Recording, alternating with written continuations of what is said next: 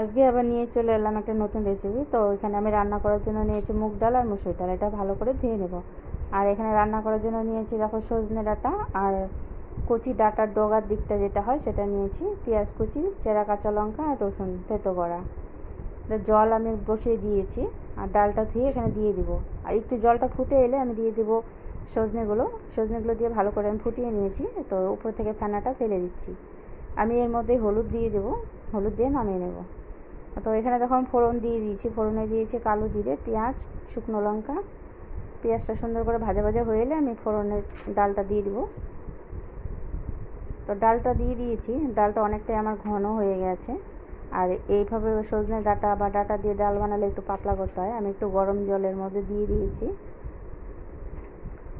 আর পরিমাণ মতো লবণ হলুদ দিয়েছি।